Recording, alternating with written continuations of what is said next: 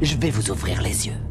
Vous réveiller, vous changer. Je suis sûr que jusqu'à un certain point, t'aurais voulu être un chantre de la vérité. Pas vrai? Avant que tu sois intéressé par le fric, par la télévision, je suis sûr que t'aurais voulu être un vrai journaliste. Je suis un vrai journaliste. Mais je crois aussi en l'ordre public et je crois en la Constitution. Ah, la Constitution est un mécanisme de contrôle pour les riches. L'ordre, c'est eux. Ils ont fait la Constitution pour protéger l'argent et les terres qu'ils ont volées. Les riches n'ont pas à craindre les lois et c'est partout dans le monde.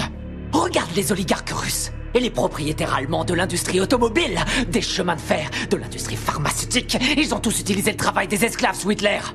Pas vrai? Et les propriétaires de ces entreprises sont toujours les mêmes. La couronne britannique. Pas vrai. Et les nantis africains, eux, ils massacrent leur propre peuple. Ils empêchent leur pays de se développer. On lèche le cul des dirigeants arabes qui viennent avec leurs pétrodollars acheter des voitures de luxe à nos entreprises américaines pendant que quotidiennement ils exécutent leurs prisonniers.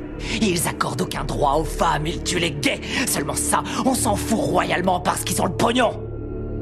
Nos grands patrons ne sont que des gangsters en costume à rayures. Ils se foutent complètement du régime des lois. Ils ont mis en place le plus sophistiqué des systèmes de sécurité intérieure de l'histoire de l'humanité. Ils ont violé les plus basiques de nos droits constitutionnels et nos libertés civiles. Ils ont détourné les ministères du gouvernement en filiales de leurs propres entreprises. Ils se sont emparés du système de contrôle de l'information pour saturer les ondes de mensonges dont tu es un bon contributeur, Chip. Tu n'es pas différent des autres journalistes. Tous les présentateurs de journaux sont dans la poche de quelqu'un. J'ai pas raison? C'est quoi le programme ici? Vous voyez que tuer des innocents est une solution. Je crois, oui. Franchement, est-ce que c'est pas la solution que l'Amérique utilise aux quatre coins du monde? Avec leurs drones. Qu'est-ce qu'ils envoient, les drones? Des bombes ou des bonbons pour les petits-enfants? On tue 50 gamins, Chip, pour avoir un terroriste. On pille pas le tiers-monde, peut-être? On les laisse crever de faim et crever tout court pour maintenir notre niveau de vie. La situation est grave.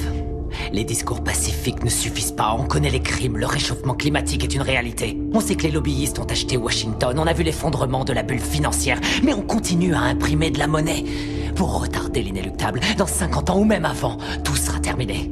Nous sommes de plus en plus nombreux sur la planète et il y a de moins en moins de nourriture, d'eau et de pétrole. Dans une centaine d'années, il n'y aura plus de terre du tout. Avec des mots, on changera rien, c'est trop tard. La seule façon dont je peux intervenir sur ces vies, c'est en les prenant.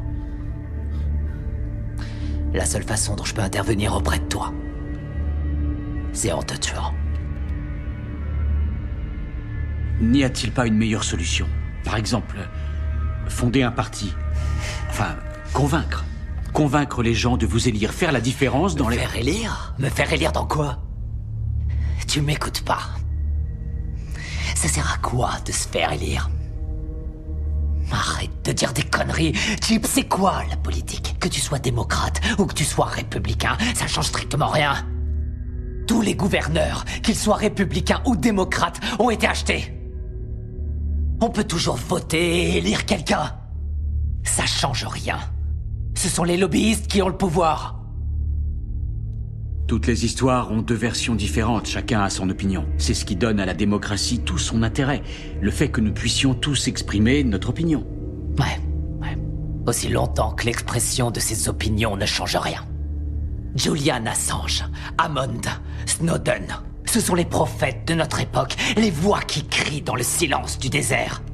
Et ce sont ceux-là que l'État s'acharne à martyriser. Notre démocratie est morte. On nous interdit de dire ce que nous pensons. À elle seule, cette interview devrait suffire à m'envoyer en prison sans jugement. Pour toujours, on va m'envoyer à Guantanamo. Ça sert plus à rien de s'exprimer. Et vous ne pensez pas pouvoir changer cet état de fait? Je peux pas. Je crois que c'est le seul moyen de faire avancer les choses.